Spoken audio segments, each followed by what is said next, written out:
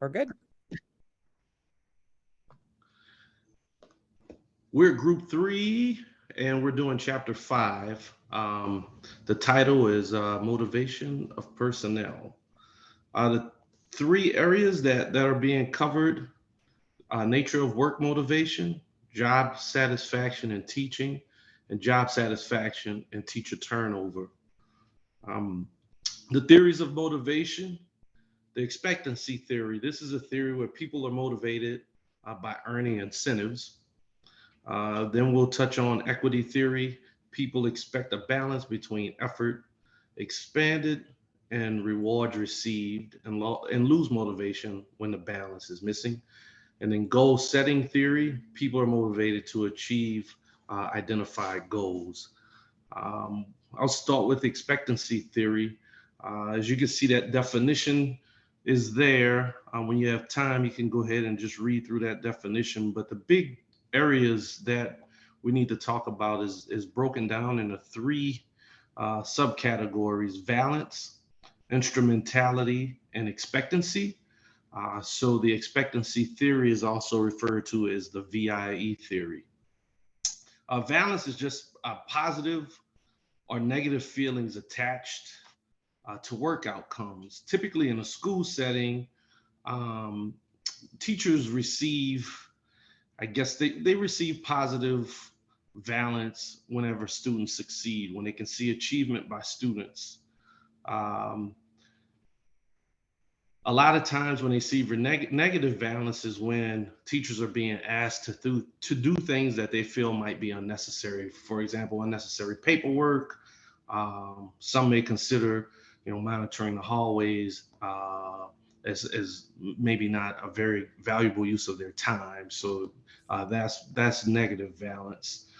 Instrumentality is based on the work outcome and an object or event that has positive balance for an employee. The example that is used is when a teacher is asked to serve maybe on a committee.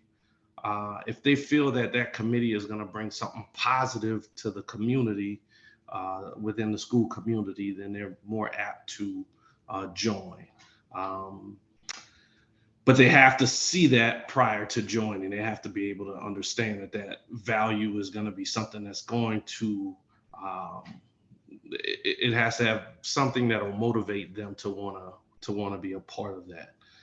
And then expectancy refers to the perception of the probability of successfully achieving a work outcome. For example, if the person doesn't feel they can achieve the outcome, then they will not want to be part of the committee or part of whatever is being asked of them if they think that it's unattainable. Um, the next part is just application of these theories. A lot of it is incentive based. Obviously, we've got to make sure that the incentives are something that the teachers or whomever it is really want or hold value to it. Especially expectancy theory.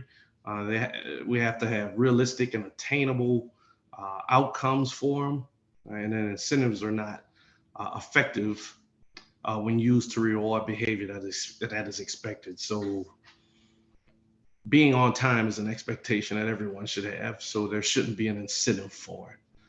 And then the application of the equity theory, you being able to differentiate rewards based on the amount of work.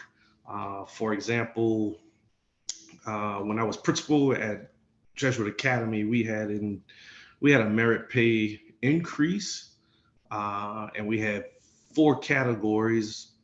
And each category, you could get a 2% raise, a 4% raise, a 6% raise, or an 8% raise. But each category built off the previous category. So there was additional work involved in order to get increase.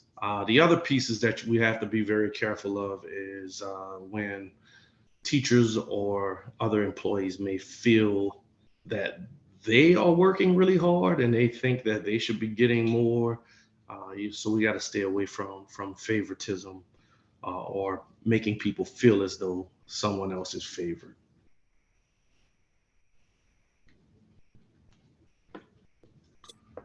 Okay. Let's see. My section is next, and I talked about goal setting theory. Essentially, the goal setting theory is part of motivation, work motivation, because of the sense of accomplishment. I'm gonna go ahead and make sure you can see me here.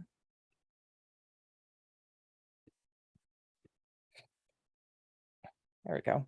So goal setting is a form of self-leadership, and the book explains that self-leadership is when an employee engages in behaviors that contribute to the organization's mission. So it's really important to make sure that we feel that self-leadership as part of the school's mission. The goal setting theory works best when employees are confident of their ability to achieve the goal. So it can't be something that is unattainable or too difficult. Obviously, like I mentioned, it should reflect the school's plan and the mission.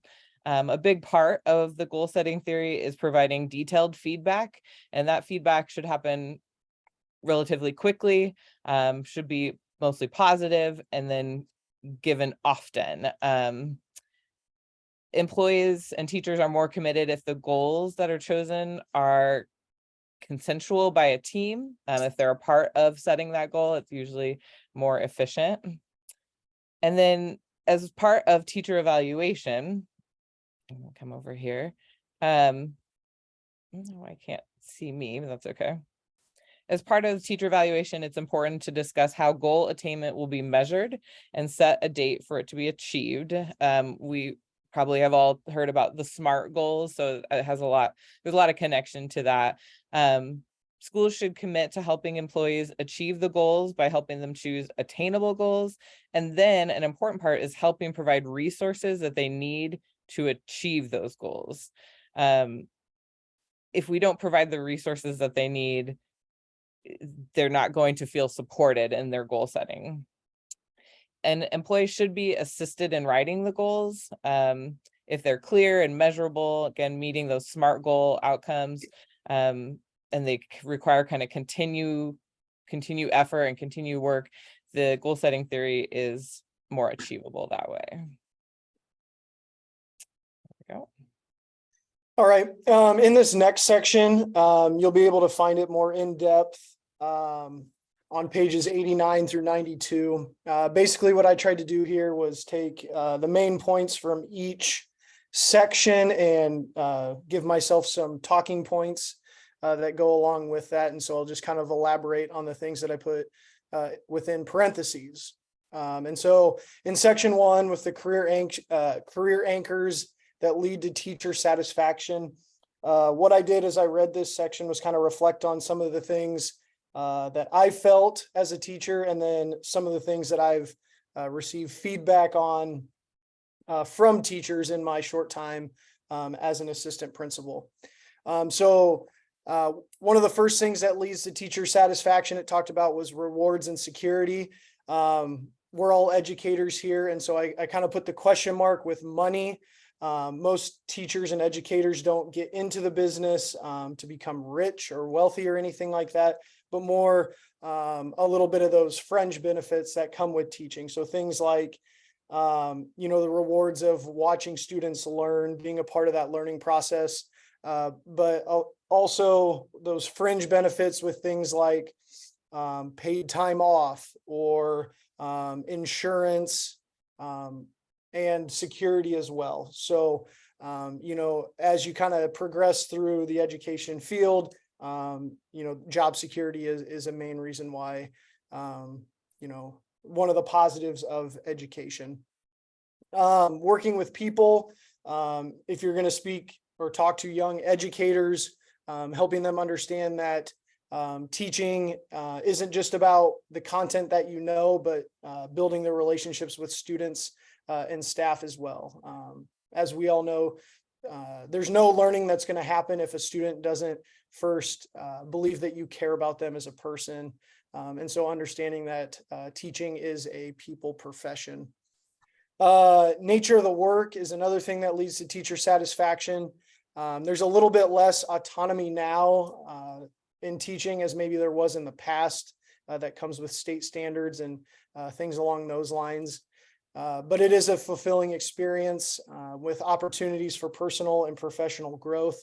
That is the nice thing about education, is that if you seek it as an educator, you can find those opportunities to grow, not only as a person, but as a professional as well.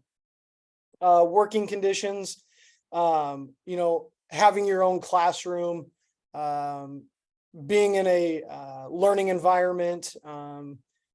Those are a lot of the things that went along with the working conditions piece within chapter 5. Exerting your influence, so your ability to mold and shape young people into becoming the best versions of themselves. I use the term coaching, that wasn't in the book, but as a former coach, I kind of viewed exerting your influence as a type of coaching. And I think great teachers have elements of coaching in it, and great coaches can be great teachers in the classroom as well, just because you're able to persuade and to push those students through difficult lessons, through difficult parts of their time, and just be there for them as a person. And then the structure that comes with education. So the consistency and the predictability of our profession really helps lead to teacher satisfaction, being able to understand what happens at this point in the school year, what happens next, and then having clear goals for those staff members. So this is where we want us to go. This is how we're going to get there. And by establishing those clear goals, you end up with a staff that is happy in their workplace. Sources of dissatisfaction. I was glad that this was a much shorter section. Typically, dissatisfaction is the loudest piece that you hear, especially in an administrative role. But it really is, there's a lot more good than there is bad. And this talked a lot about mandated testing, specifically No Child Left Behind. There was a lot of stress put on educators when it came to, hey, you're going to be scored on, or you're going to be judged on how well your children do on this one standardized test. Obviously, that's an extremely stressful situation to be put in. We're not, building gizmos here on a line. We're working with the most complex product that's known to man, working with children. And so we understand as educators that it's really difficult to gauge learning off of one test, but hopefully more over the body of work. But that's one of those things that leads to dissatisfaction in teaching. And then conditions in schools. So kind of the opposite of a couple of these things that I talked about in the previous section with teacher satisfaction. It's going to be school environments that are unpredictable, school environments that have interruptions and distractions, where teachers are unclear of what is expected of them. So a lot of the opposite of the things that we talked about earlier, just kind of molded into one. And then paperwork that goes along with things with your special education staff, IEPs, documentation, grading. So excessive paperwork, or paperwork that your staff views as unnecessary, might lead to the dissatisfaction of teachers within a building or in a classroom. All right, thank you, Mike. Yep. Last part here of objective 2 in chapter 5 is obviously with the dissatisfaction of teaching. We have teachers that move on. And some of those factors that we need to work on to eliminate as many as possible include such as disruptive students, perceived lack of success in the classroom by students, not well suited, just doesn't work out for them, don't feel comfortable, conditions that Mike talked about as well in schools, lack of input, too much paperwork, and dislike of non-teaching duties are just some of those factors that when asked, teachers talked about reasons for moving on. Again, those are things that we have some control over and work to eliminate staff turnover. But some reasons are out of our control, could be unrelated to work, such as changes in family situations, which includes perhaps a spouse gets moved to a different part of the state or a new state, family health issues with parents are a few that I've ran into, but the number one reason is most people move on to just inadequate salary. Studies show that some educators are better off economically employed outside of education. And then the number 4 and 5 here, organizational correlates of attrition as well as demographic. So employees, just like students, need to develop feelings of belonging in their school district. Just like, we have students, have that sense of belonging as a group that, they feel comfortable with, they have purpose. Staff employees are the same way. Encourage employees to, have a life outside of the workplace. Make work enjoyable, get to know each other, have those conversations that are not, work related, are a couple things that we can control and such. Some demographic information here, length of service, age, level of skill, and education level are all discussed here as we finish up chapter 5. Younger teachers have higher than average turnover rates. New teachers go in, maybe not looking at it as a career, but are more likely to move on after a few years for many reasons that we've mentioned already. Higher levels of educators are more likely to leave. So if the more education you have, the more opportunities that you may seek out in other aspects of skills and knowledge that you have that make you better employed maybe somewhere else where there's some of those less paperwork and such that Mike and others have talked about. Some schools do an interview or questionnaire about leaving. It's kind of hit or miss in terms of the validity of it, but that is recommended because you could reveal some unsuspected concerns or reasons, which may help you address some of those. But by not doing that, we would not know. Another aspect that was talked about here is teacher transfers.